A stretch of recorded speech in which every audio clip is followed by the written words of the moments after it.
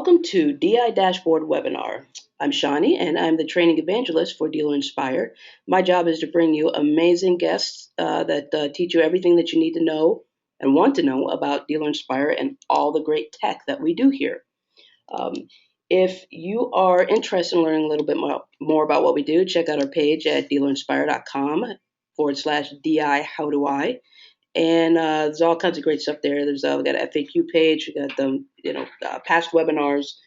Um, Also, for whatever reason, if you cannot stick around or if you want to share this webinar because it's so awesome, uh, this will be recorded. So we'll have it up on the website within 24 hours.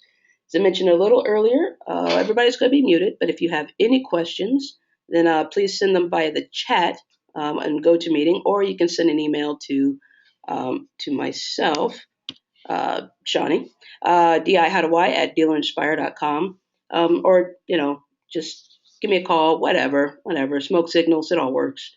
And so without further ado, let's go ahead and get started. My guest with me today is Charlie Ford, and Charlie's going to talk to us all about that mysterious little plugin, that SEO plugin called Yoast, for those of you that do your own content. So he's going to demystify that for us. So Charlie, welcome. Hi there.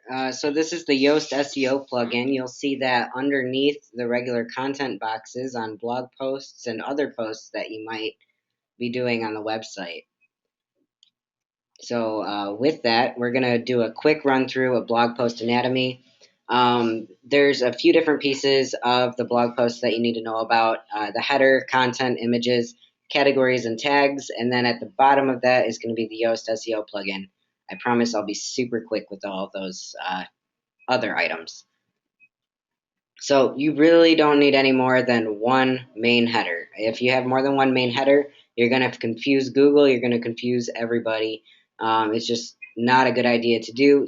So use heading 2, heading 3. You can see that in the visual editor of your post editing.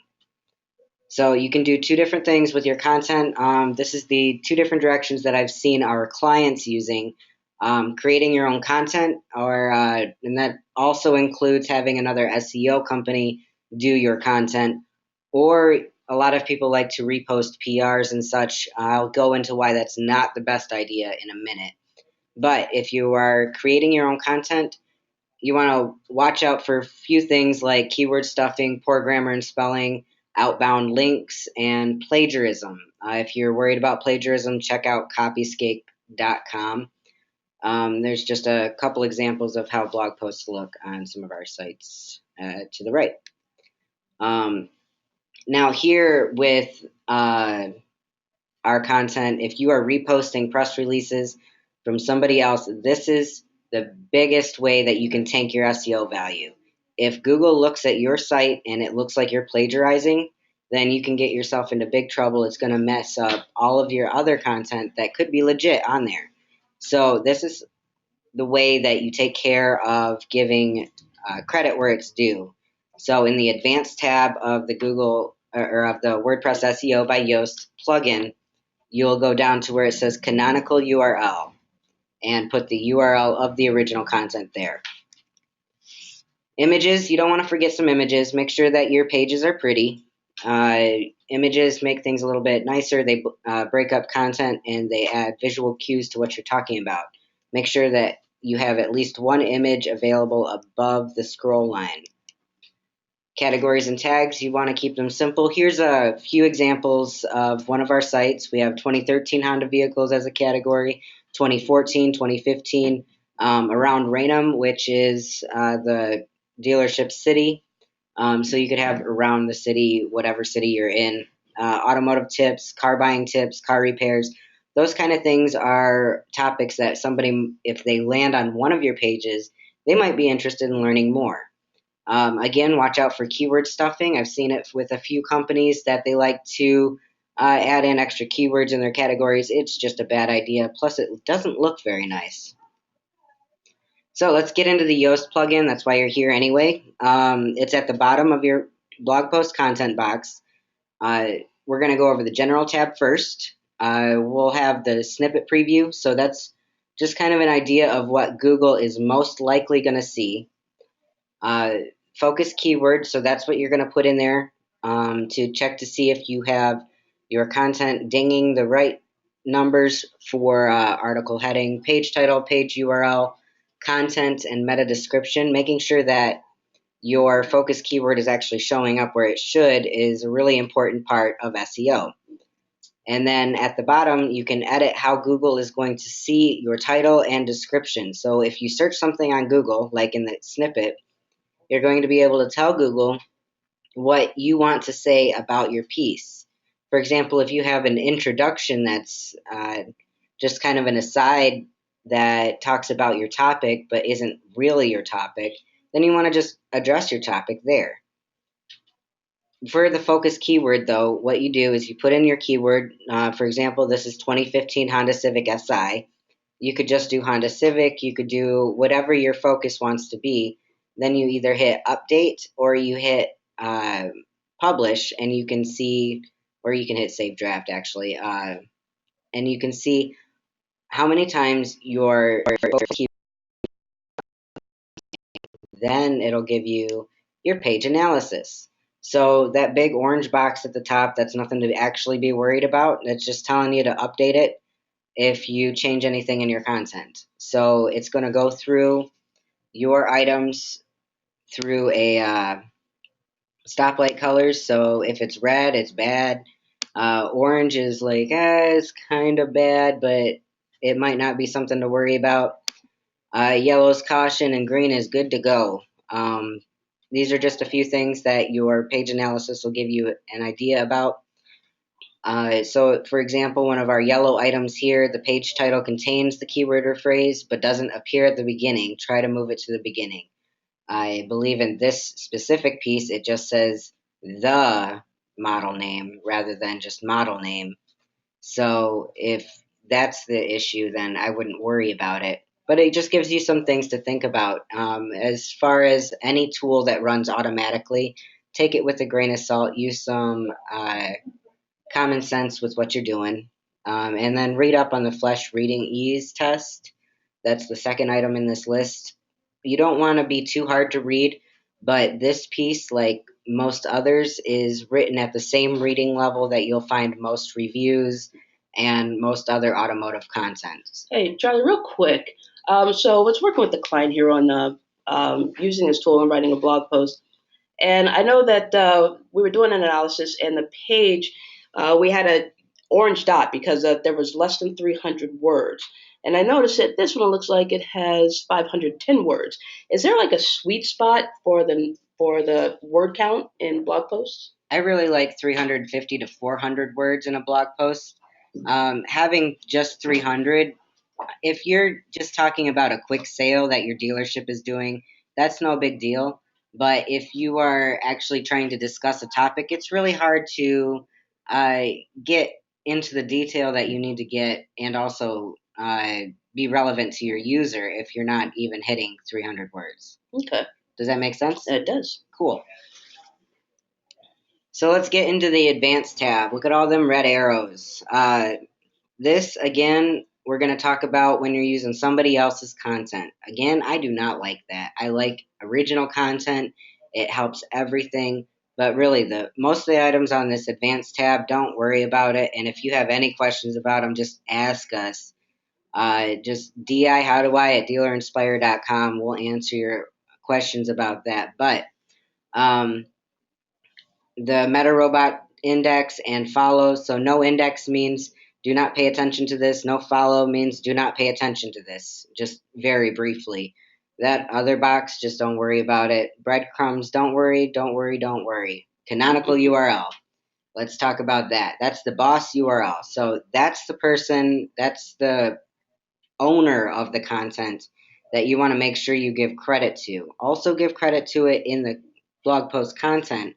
But with this, you're telling Google or your search engine of choice that this is where the content come from, so you don't have to worry about Google thinking that you're a plagiarist.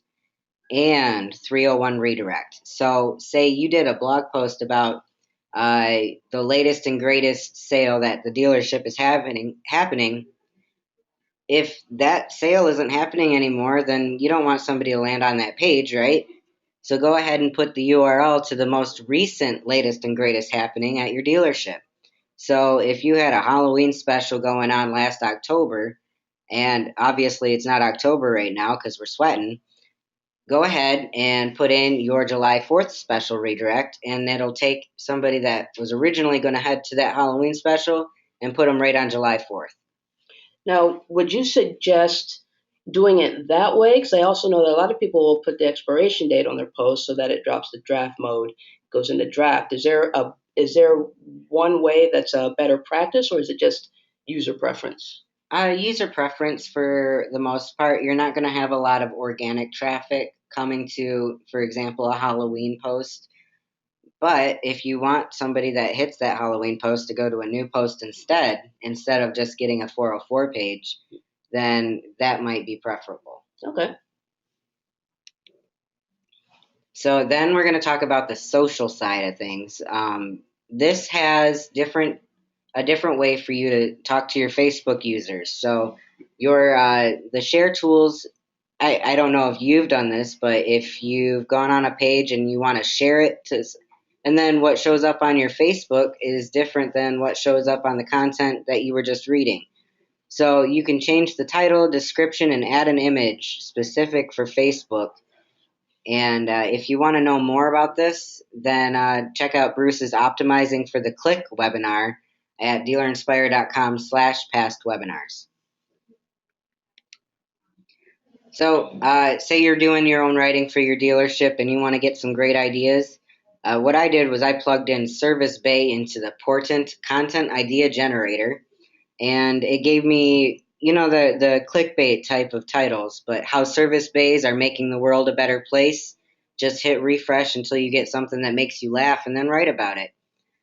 Service bays are a good example because a lot of people are curious about what happens in there. You can also do things like a weekly update of the craziest things that came out of the service bay. But you'll have all sorts of fun with this idea generator. You'll be able to get the link off of this later. And let's get Shawnee in here. All right. Well, I'm sure that was we breezed through that real quick to just make sure we got everything in there. So I know that I had a couple of questions, so I'm gonna pop back up.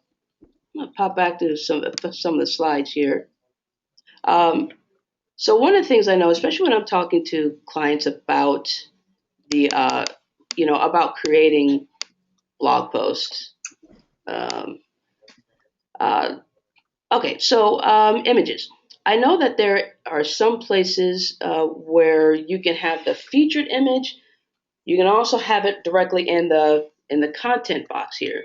So my question to you is there do you suggest using both? Because we are visual creatures, just as humans. So would you suggest using both? And if we do, how do we also optimize the images for SEO?